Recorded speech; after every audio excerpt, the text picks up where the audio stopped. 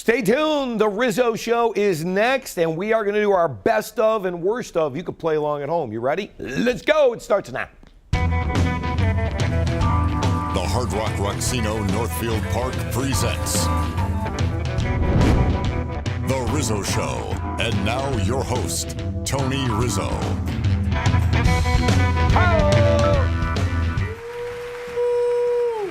Boy, Mike is really fired up today. Welcome to the one and only Rizzo Show. I am Tony Rizzo. Joining me is my partner, internet sensation, our comedian Mike Polk Jr. Michael, how are you? I'm doing great. I'm looking forward to getting some superlatives out of the way and telling all of Cleveland who what the best moments and worst moments and whatnot, because we are the authority figures on this, right? Well, we are on this show. Yes. Anyway, during this time slot on this station. Absolutely. That's the way you it have works. to qualify it a little Well, bit. you know everybody loves lists, like the best athlete, the best places, candy bars, the world. Mike and I are going to give you some of our favorite Cleveland sports categories, and we are going to begin with our top 3 best sports moments in Cleveland, Ohio. Now, number 3, ladies and gentlemen, I got to tell you, 1997, do you remember back in the day, even though that says 2007? Still.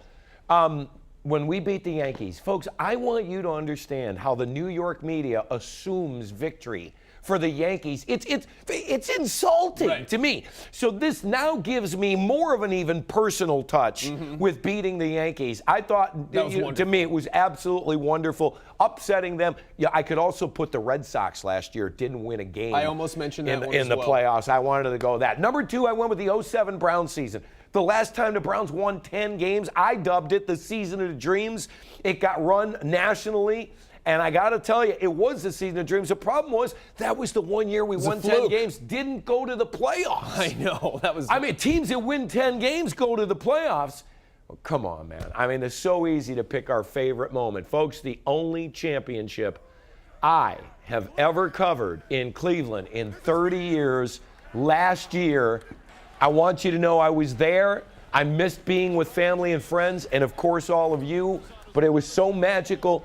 It was so unexpected, Michael, that makes it even. Like if we were Boston and won a bunch of World Series and Super Bowls, everything, you got to pick one. That'd be really difficult. Yeah. Not us. They kind of blend together, and you're right. That's what was so historic about it, and that's why. I mean, you still couldn't believe it even after it happened. I remember being downtown at that moment and just still, it was like, is this really happening right now? I'm still not totally convinced I'm not waking up from a dream any moment. I wanted to pick a baseball, football, basketball. I could also say the day LeBron decided to come home was also one of the best moments in Cleveland sports history. What about you, partner? What's your list? Well, first of all, the one that I disagreed with on yours is the 2007 Browns season, the 2007 season, dream season, as you call it, because that was just such a tease, wasn't it? That was so mean. Michael, it was that 1 year. Well, at least we were good. I know, but it was just, it makes me more sad to think about in retrospect than happy. But I have 3 that are, and some very similar to yours. My number 3 is Sandy Alomar in the 97 All-Star game. If you him hitting that home run to win it in Cleveland, MVP. to win it in the 7th inning, and he was the MVP. And just what a great moment for Cleveland as a whole. And I just remember that making me feel better than almost anything. My number 2 is Ricky Davis's attempted triple-double. I know a lot of people don't think that was a smart move or anything, but I was at that game, and that was hilarious, and that was one of the most fun moments in my Cleveland sports history. And of course, my favorite moment, just like you, was the championship, and that was an easy one. I remember as soon as we won, watching a cop on the street get off of his horse and have a beer with somebody while I was on the phone with my mom, who's been waiting for this to happen for years. And I'm on the phone with my mother, who's a bigger sports fan than I am. And I'm just like, Peggy, we got one. And she's like, yep. And that was my favorite Cleveland sports moment. Well, from the best to the worst, here are my top 3 most disappointing. Boy, where could I find the pool for this? This was a little bit tricky to pick. Number 3 was the drive for me, okay? I was first year covering the Browns. My cousins lived in Los Angeles. The Super Bowl that year was at the Rose Bowl and in Pasadena, and my plans were made. I remember calling them. You could blame me. I remember calling them after Brian Brennan scored that touchdown and there were only 5 minutes left. Problem was Elway broke our heart. Number 2 was the decision. Michael, I'm not going to say I didn't think there was a chance LeBron could leave, but when he actually stood out on national TV and said, "I'm leaving you," I felt like a jilted lover. That was awful. That was I really a terrible did. But moment. folks, I know many people will go back to last November for the Indians. An Indians team last year, I thought they were good. Folks, Mike Hargrove has my favorite line for this, and I steal it and I use it. Somebody said, "When did you get over that 97 World Series loss?" I said, "As soon as I do, I'll let you know." Yeah. Because I haven't gotten over it. That would hurt. And you said you compared it to this past season with the Indians. But first of all, it felt like we were on house money in the World Series this year. Nobody expected at the beginning, so that took the edge off. And, of course, the Cavaliers championship in the same year took the edge off. So it can't even hang with that one. You're right. That one was 97. That was pretty rough. How about you, partner? Worst. Again, we're sort of on the same page. We have a couple of differences. My first pick was the decision, just as we talked about. Again, just what a heart-wrenching thing. I remember I was in a hospital emergency room with a broken finger that You felt that bad about it? I got a broken finger and a kickball injury. I'm not bragging, everybody.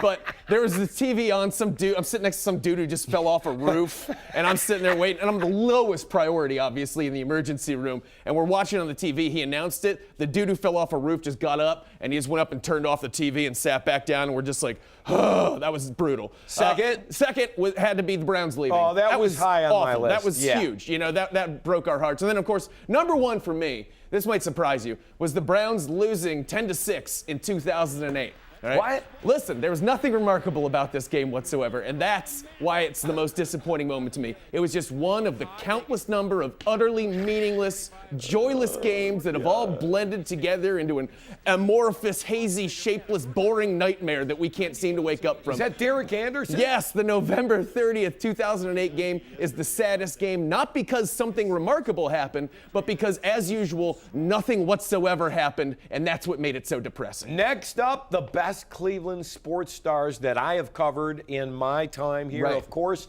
I loved Omar Vizquel. He was so great. It was so fun to watch him take infield practice. Omar learned, he told me, and I went to his house to do a feature piece with him when I was on the news here at Fox 8. And I told him, I said, "How'd you get so good?" He said, "When we grew up in Caracas, Venezuela, we didn't have mitts." He said, "So I learned how to field ground balls with my hand." He goes, "By the time they gave me a glove, because I thought it was the easiest thing in the world." The other one, of course, was LeBron. I've known LeBron since he was 15. I know his mom, Gloria. I rooted for him when he was a kid. He came from nothing. So many people used him, including ESPN, and made a bunch of money. His mom bought him the Hummer, and everybody went crazy. That was a mom wanting to do something for their kid. But my favorite, my number one, come on, man. The last guy to take me where I wanted to go as a Browns quarterback, my man, 19, Bernie Kosar. BK, I love you. I will see you at the steakhouse, I hope, soon. And he just gave me so much enjoyment. Yeah, all those guys are great picks, and Bernie's always a great interview. And the cool thing that you've gotten to experience with LeBron is you've seen him as a kid. You've been covering this guy since he was a kid, and you got to watch him mature. And that could have gone in a bad direction. When everybody's telling you you're an amazing player since day one, you got Shaquille O'Neal at your high school games. The fact, and the environment he grew up in, the fact that he grew up and became a man despite all of that. Somebody we are proud of. Very impressive. Absolutely. Yeah. Well, from the players to their uniforms.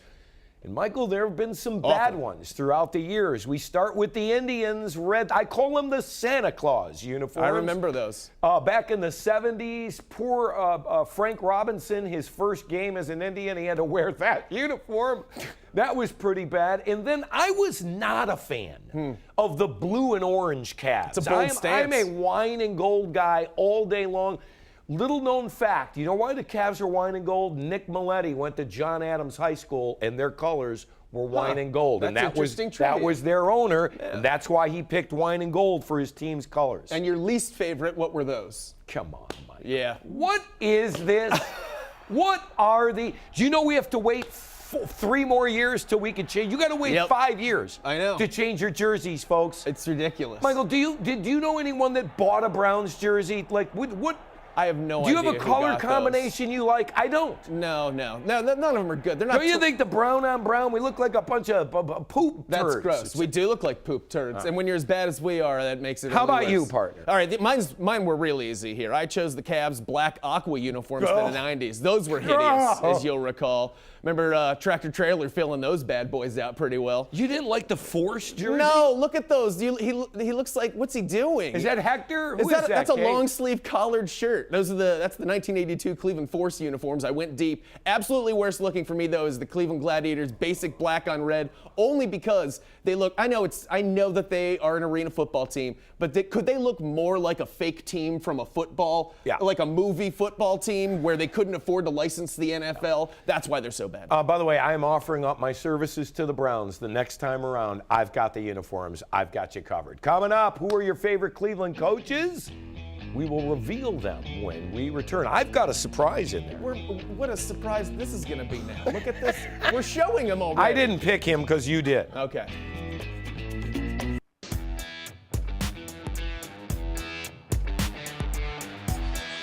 I heard they're working on the spring set right now. It's going to come in any minute. Welcome back to the Rizzo Show. Well, it's time for our favorite coaches. Folks, I am going to give this was hard, I have to admit. By the way, fourth choice was Doc Edwards, who I absolutely love from the Indians. My third favorite, though, Indian skipper Mike Hargrove. Listen, Grover and I had a love-hate relationship. I loved him and he hated me.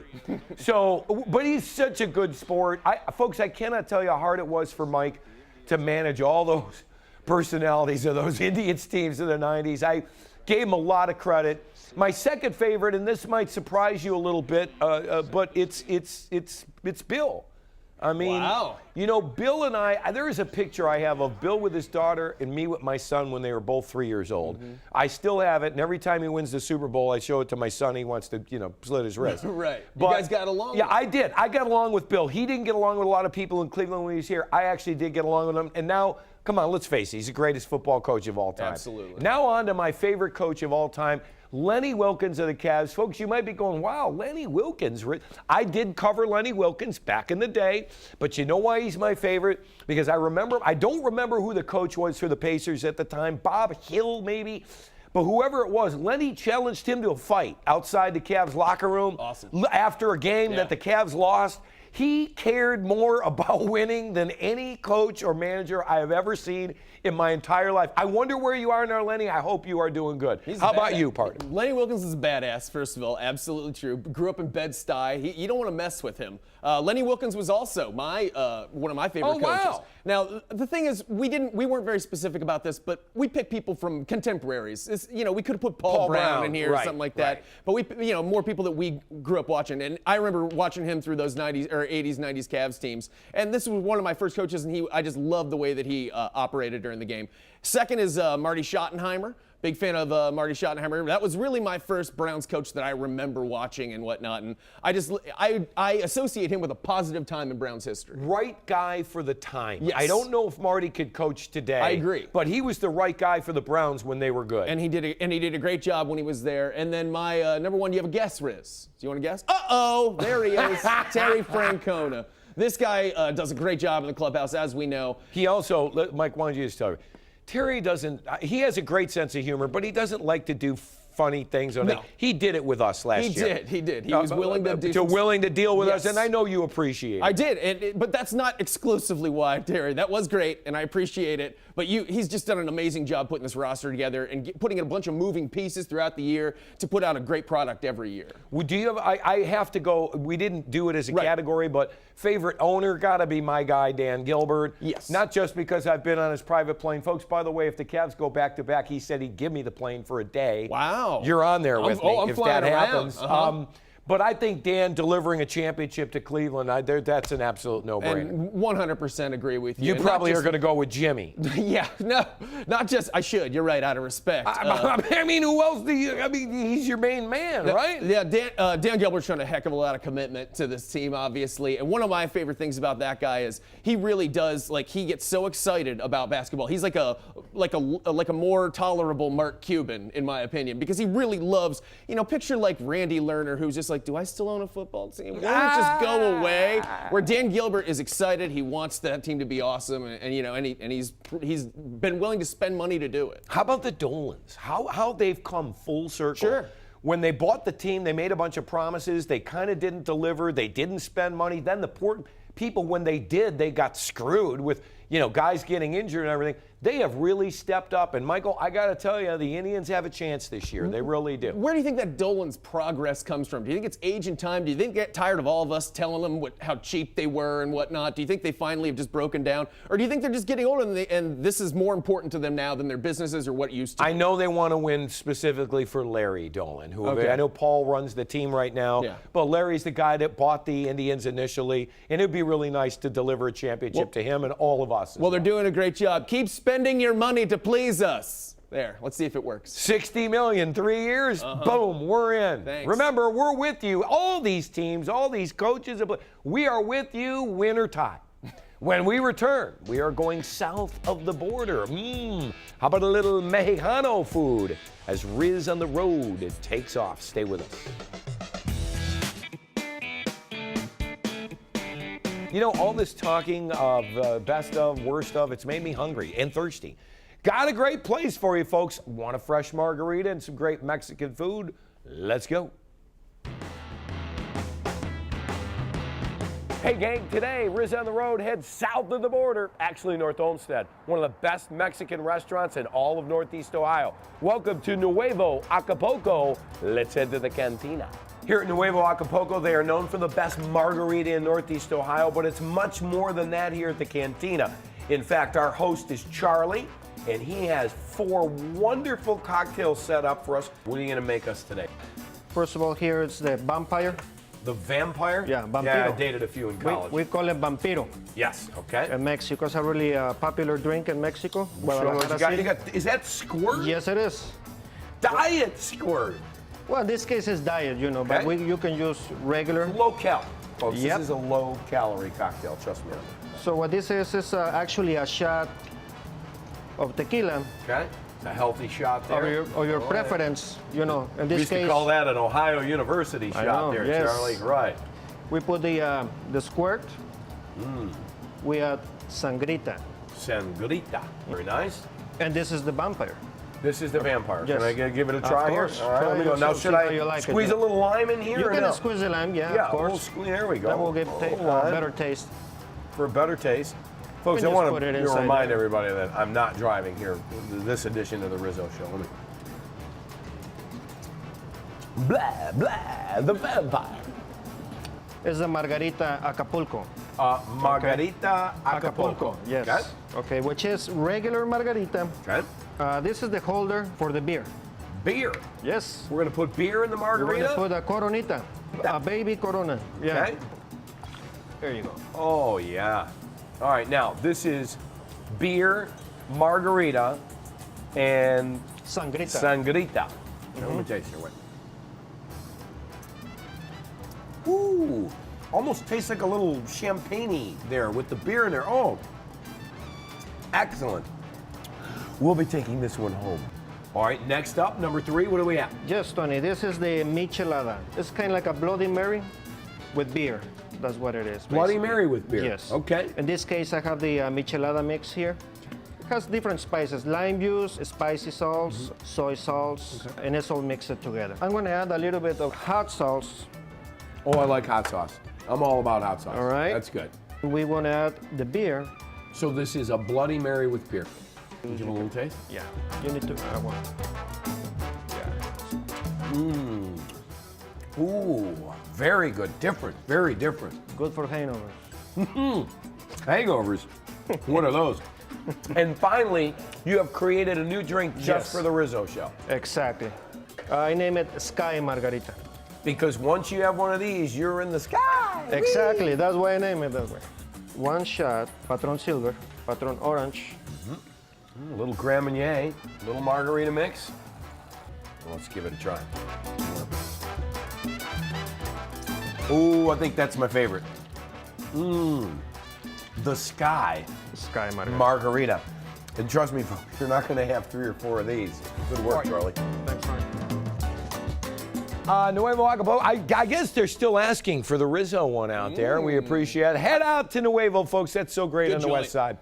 Coming up, we're going to the Rizzy Vault. Oh, I can't wait for this. Can't wait to see what you're wearing. Yeah, this is the embarrassed Riz part of the show. Stay with us, please, even though if you go, it's okay. Time to look back in our archives. Rizzy Vault tonight, an appearance by Slider. One other guy getting into the act yesterday was Slider. The Indians mascot donned a rain suit and had players spraying him with champagne. Looked like an idiot. Do you remember when the Indians were hitting everybody with pies in the faces back in the day? You took it like a champ. That was well delivered. Look at that, right? That was well delivered. Right? Yeah. Did you ever get hit in the face with a pie? Oh, every day. Absolutely. You know, people just toss them at me when I'm going down the That's street. all we got. Thanks so much for joining us. Best of, worst of, good to be alive. Good night, everybody.